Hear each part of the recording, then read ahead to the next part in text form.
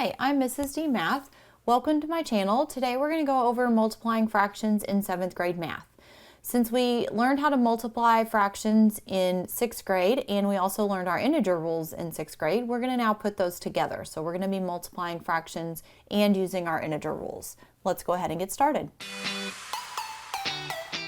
So when we're multiplying positive and negative fractions, we need to remember to follow the same rules as when we're multiplying integers. So let's go ahead and recap what those rules are. So in this case, if we are multiplying the same sign, then the answer is going to be positive. So a positive times a positive is a positive. We already know that. But also a negative times a negative is going to end up being a positive answer. And if they're different signs, one is negative and one is positive, then you're going to end up with a negative answer. And it doesn't matter which one's positive or which one's negative. It's not the same rules as adding and subtracting. So the larger number does not matter. So let's go ahead and do a couple of practice problems.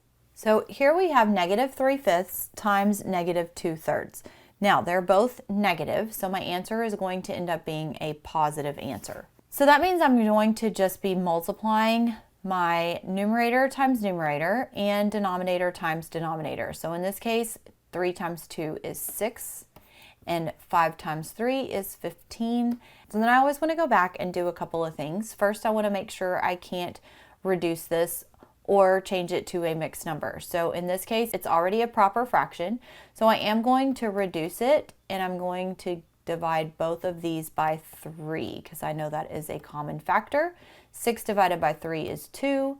15 divided by 3 is 5. So now I have reduced it. It is a positive answer because both numbers are negative. So I can have a final answer of 2/5. So let's go ahead and try another problem. So this time I have now negative 2/3 times 5/8. So this time I'm going to multiply a negative times a positive. So I do know this time my answer is going to be negative. And I can go ahead and just multiply straight across the top. 2 times 5 is 10. And 3 times 8 is 24. I do know these have a common factor of 2. So I'm going to divide both of these numbers by 2.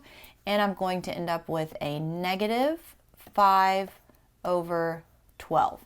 And that's the most I can reduce this, so that's my final answer.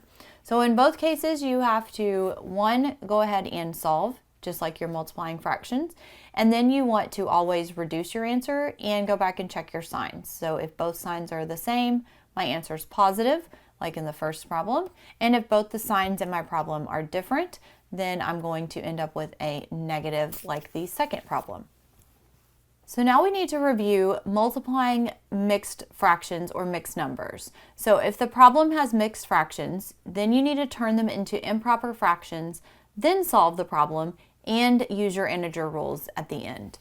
So let's go ahead and try a couple of problems for this one. All right, so we have 5 2/5 times 3 1/3. So the first thing I have to do is turn this into an improper fraction. So in order to do that, I start in the denominator, I multiply times my whole number, so 5 times 5 is 25, plus add the 2, so that's 27/5.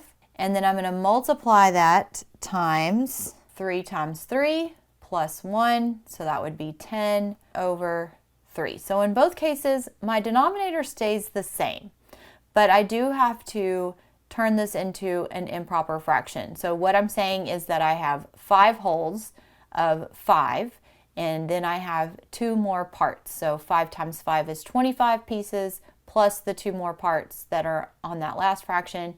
So that would be 27 parts out of 5. So now I did the same thing over here. Some people call it popcorn, some people call it around the world. Whatever you call it, you're going to turn them into improper fractions.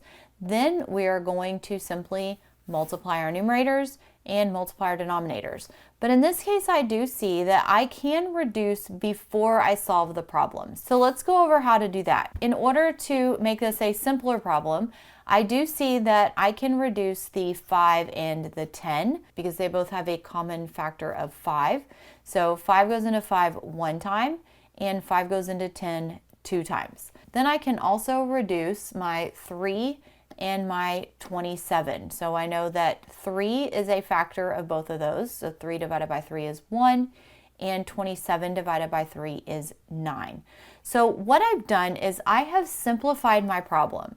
So now I have 9 over 1 times 2 over 1, and I can multiply my numerators and multiply by denominators, and I end up with 18 over 1, which is the same as 18. These are both positive numbers, so I do know my answer is a positive. Now, if I were to have not reduced in the problem itself, I would have ended up with 270 over 15, and if I were to go ahead and reduce that, I would have ended up with 18 again. So all I've done is I've simplified in the problem before I solved.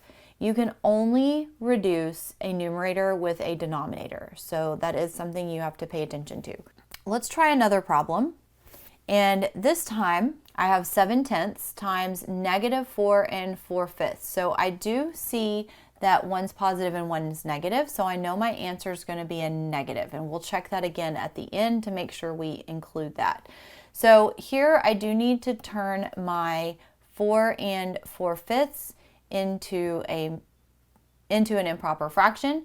So again, I'm going to multiply. 5 times 4 is 20, plus 4 is 24 over 5. And now I'm going to go ahead and multiply. I'm going to look to see, and I can't reduce 7 over 10. I can't reduce 24 and 5. I can't reduce 7 and 5, but I can reduce 10 and 24. So I know that they both share a common factor of 2. So I can reduce 10 down to 5, and if I divide 24 by 2, I end up with 12.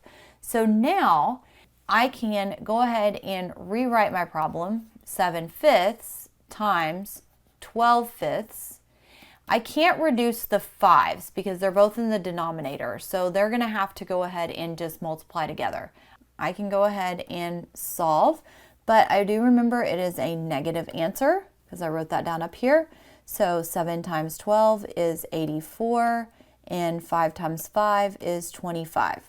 Now I have an improper fraction, so I'm going to have to turn it into a mixed number. I do know I can't reduce anymore because I did reduce as much as I could in the original problem. So I'm going to divide 84 divided by 25, and I know that 25 goes into 84 3 times, which is 75. And if I subtract 84 minus 75, I get 9 as a remainder out of 25 for my denominator. So my final answer is a -3 and 9/25. I hope this video was a good review on not only multiplying fractions, but how to incorporate multiplying fractions with your integer rules. So make sure you go back and review those if you need to.